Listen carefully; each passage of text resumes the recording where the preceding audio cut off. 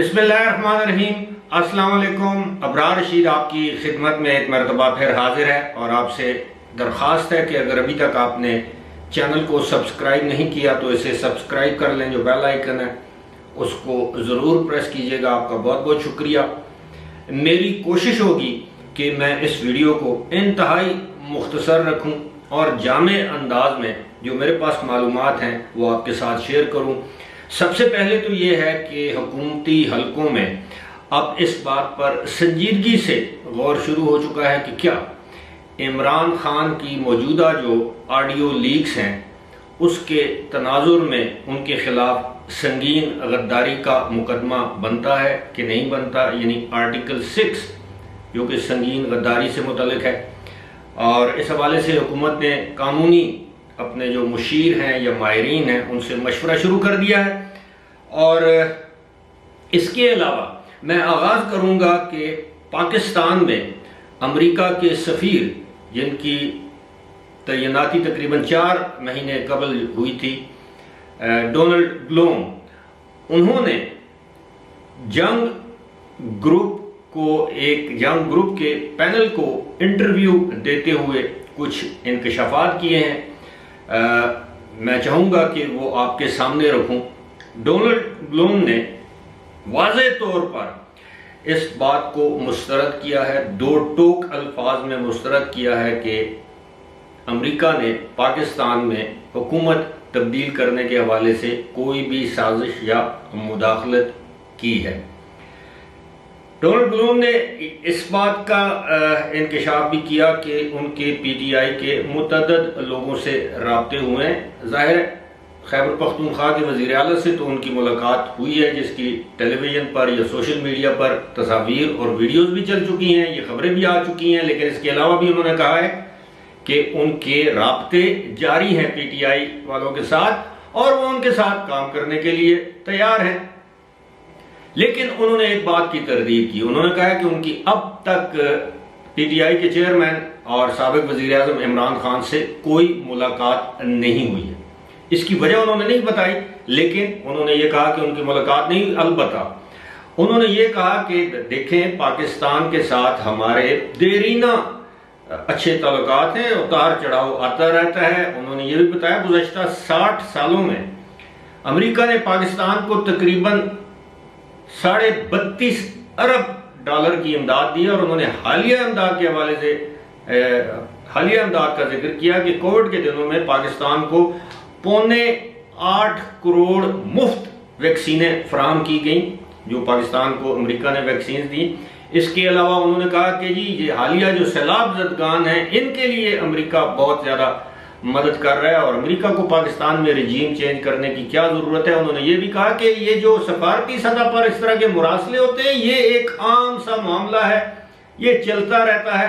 लेकिन अब ये जो दूसरा पार्ट जारी हुआ है इमरान खान की ऑडियो टेप का या गुफ्तगू का, उस बयानिए से तो इमरान खान ने खुद ही हवा निकाल दी है कि जनाब ये इसको ऐसे करेंगे, ये यूं करेंगे, मुल्क का नाम नहीं लेना, बिल्कुल मैं किसी के मुंह से इसका नाम ना सुनूं वगैरह वगैरह। तो कौम को बेवकूफ बनाया गया। अब डोनाल्ड ब्लूम जाहिर है एक मजे हुए सफारतकार हैं। सफीर कोई भी हो वो बड़े एहतियात से अपनी बात दूसरों तक पहुंचाते हैं, क्योंकि सफारतकारी का तरीका और तकाजा भी यही है। दूसरी जानब आपको पता है कि पाकिस्तान के वजीर खारजा शाह महमूद कुरैशी, जो उस वक्त वजीर खारजा थे, इमरान खान के वो 27 मार्च वाले जलसे में किस तरह का कि मैं ये अमानत ये खान के हवाले कर देता हूँ, खान कौम को एतमाद में लेगा, एक ड्रामेबाजी की और इस मुल्क की सफारतकारी का बेड़ा गर्क करके रख दिया। पहले अगर आपको याद हो तो एक मरतबा जब उन्होंने सफ़ीरों से कॉन्फ्रेंस में खिताब किया, वीडियो कॉन्फ्रेंस में, उनको बुरा भला कहना शुरू कर दिया, जिससे उनका मोरल डाउन हुआ। पूरी दुनिया में पाकिस्तानी सफारतकारों की जगह घसाई हुई है कि ये देखें जी, उनको इंडिया से मिला दिया कि देखिए भारत के सफारतकार क्या करते हैं और आप लोग क्या करते हैं। और ये बुनियादी तौर पर बात यह है कि जिस शख्स ने जिंदगी में, ये मैं आपको छोटी सी एक मिसाल देता हूँ और बड़ी रेलेवेंट मिसाल है, जिस शख्स ने जिंदगी में कभी सुजुकी मैरान कहते हैं, आल्टो कहते हैं, जो भी आप उसको ना, ये सुजुकी डब्बा ना चलाया हो, सुजुकी वो जो पिकअप होती है वो भी ना चलाई हो, उस शख्स के हवाले आप फरारी गाड़ी कर दें, मर्सिडीज के लेटेस्ट मॉडल जो है वो 500 SEL कर दें, या 7 सीरीज BMW, या बेंटले, या मजराटी, या बुगाटी,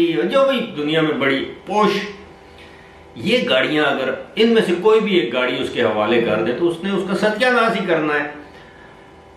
अब मैं यही कह सकता हूं कि अनाड़ी का खेलना और खेल का सत्यानाश वो उनको एक तजर्बे के तौर पर लाया गया था, तजुर्बा नाकाम हुआ, it bounce back and it became a source of embarrassment rather from head to toe, he himself is embarrassment for himself. पर ये तो मामला था जी अमेरिकी सफीर का। अब ये जो दूसरी, अब ये भी है कि हो सकता है ये पार्ट 2 है, इसका पार्ट 3 भी आने वाला हो, हमें तो नहीं मालूम।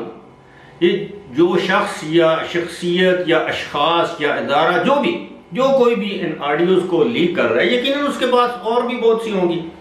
अब आज मैं किसी जगह पे देख रहा था तो मेरे नोटिस में ये बात आई कि जनाब मौसूफ की और बहुत सी इस तरह की ऑडियोज हैं जिसमें वो आर्मी चीफ को बुरा भला कह रहे हैं, इदारों को बुरा भला कह रहे हैं, जजेस के बारे में लव किस्म की जबान इस्तेमाल कर रहे हैं। और एक खतरनाक तरीन वीडियो, हो सकता है जिस वक्त मैं आपसे अभी मुखातिब हूं इस वक्त तक तो नहीं, लेकिन मुमकिन है जब आप ये वीडियो देख रहे हो उस वक्त तक एक और भूचाल आ जाए। लेकिन हुकूमत ने अब संजीदगी से ये गौर करना शुरू कर दिया है कि जनाब इस मामले पर तमाम कानूनी जो मुशगफियां हैं उनका ख्याल रखते हुए तमाम कानूनी माहिरीन मुशीर जो भी हुकूमत के हैं, हुकूमत में हैं या नहीं है, उनसे जो खासतौर पर आईनी माहिरीन होते हैं उनसे मुशावरत करके एक ऐसा मुकदमा कायम किया जाए। मैं आपको सच्ची बात बताऊं अपने दिल की, मैं ये गद्दारी के मुकदमात के खिलाफ हूं। ये इन्होंने जो कुछ भी किया इसमें कोई शक नहीं कि इससे पाकिस्तान को नाकाबिले तलाफी नुकसान पहुंचाया। 2-3 हरकतें ऐसी हैं जिनको कभी माफ नहीं किया जा सकता। एक ये, और जो इसके ऊपर गलत बयानियां बनाया और पूरी दुनिया में पाकिस्तान को आइसोलेट किया। उससे पहले अगर आपको याद हो कि इन्होंने यूरोपीय यूनियन ने खत लिखा था, उस खत को इन्होंने पब्लिक कर दिया, जो कि ये ऑफिशियल सीक्रेट्स होते हैं।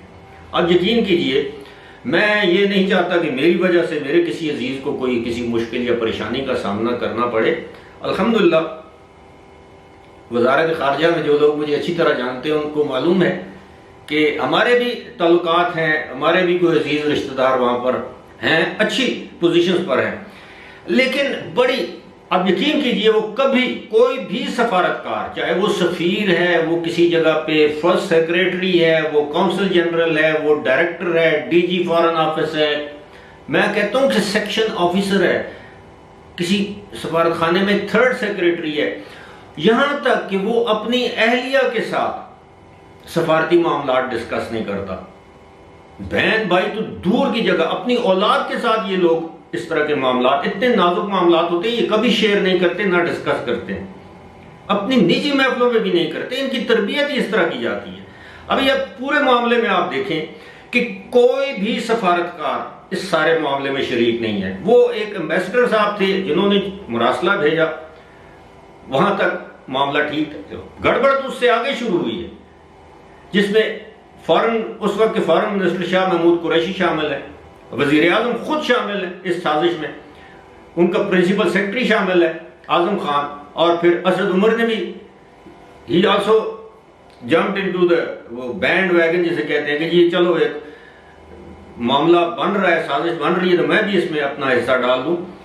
तो ये मामूली बात नहीं है। एक वो यूरोपीय यूनियन वाला, लेकिन उससे भी ज्यादा जो मैं समझता हूं ये सारे मामला अगर ये सारे इकट्ठे किए जाएं तो वो जो शौकत तरीन ने यही कहा था ना कि एक मीटिंग में ये फैसला हो चुका है, चेयरमैन का ये कहना है, यानी ये जो शौकत तरीन ने, उनके पास तो कोई सरकारी हैसियत नहीं थी। खैबर पख्तूनख्वा के वजीर खजाना को टेलीफोन करके वो जो IMF वाला जो मामला था, खत लिखने वाला, वो इमरान खान के कहने पर किया। और वक्त आने पर इस तरह के लोग वादा माफ गवाह बन जाते हैं, ये कोई बड़ी बात नहीं है, माजी में भी हमने देखा। लेकिन ये ऐसे मामले हैं, सबको इकट्ठा करके एक बाकायदा केस बनाया जाए। मैं ये नहीं कहता कि संगीन गद्दारी का केस हो, लेकिन कम से कम इस तरह के लोगों को कानून के कटहरे में, इंसाफ के कटहरे में, अदालत में तो लाना चाहिए। आज हमारी अदालतें क्यों खामोश हैं? छोटे छोटे मामलात पर सुओ मोटो लिए जाते थे माजी में, जहां पे किसी जज की तौहीन हो जाए तो अदालतें सुओ मोटो ले लेती हैं, फौरन बुला लेती हैं, शोकाज जारी कर देती हैं। यहां पर पाकिस्तान की तौहीन, तजलील, तज़हीक की गई, उसके मंसूबे बनाए गए, साजिश तैयार की गई। 5 महीने से हमारे कान पक गए हैं कि जनाब अमरीकी साजिश, हकीकी आज़ादी, हम गुलाम नहीं बनेंगे, अमेरिका के गुलाम नहीं बनेंगे। कौम को बेवकूफ़ बनाते बनाते खुद कह रहे हैं अमेरिका का नाम नहीं लेना। बाद में फिर जब हुकूमत चली गई तो अमेरिका ने, पाकिस्तानी हैंडलर शामिल थे, गद्दार शामिल थे, मुआफ़िस साथ मिल गए, चोरों को लाने के लिए बैरूनी साजिश का ये हिस्सा बन गए।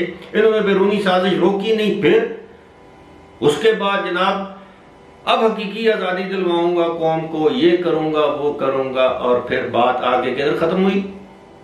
आर्मी चीफ नहीं लगने दूंगा, मुझे इलेक्शन, ये सारा कुछ बयानिया तो धड़ाम से एक न एक दिन गिरना ही था। लेकिन 5 महीने से इस कौम को किस कदर बेवकूफ बनाया गया। हमारा media, main stream, social media, YouTubers जो इनके पालतू हैं, जो खैबर पख्तूनख्वा के खजाने से, हमारे टैक्सों के पैसे से जो तनख्वाहें लेते हैं 25-25 हज़ार रुपये हमें गालियां देने के लिए, उन लोगों को इस्तेमाल किया और ये तासुर देने की कोशिश की कि ओ जी सिर्फ मैं हूं तो पाकिस्तान है।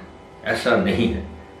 अब जो कुछ हुकूमत करने जा रही है, और एक चीज आखिर में, वो मैं शायद दरमियान में फर्क जज्बात से भूल गया था, वो सब हल्के अदारे, हुकूमत, सब एक मखसूस दिन का इंतज़ार कर रहे हैं, और वो दिन है 28 नवंबर से पहले। 29 नवंबर को जनरल बाजवा रिटायर हो जाएंगे, लेकिन उससे एक हफ्ता पहले जिस दिन नए आर्मी चीफ की तकर्री का ऐलान हो गया, उस दिन फिर आप देखिएगा कि ये धारा जो इस वक्त उल्टा बह रहा है, ये किस तरह सीधी समत में ये धारा बहना शुरू हो जाएगा। उससे पहले मियाँ नवाज शरीफ की पाकिस्तान आमद होगी।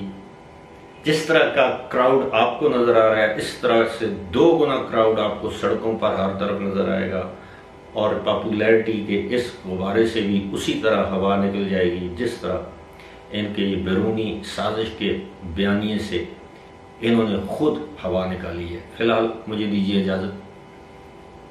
खुदा हाफ़िज़।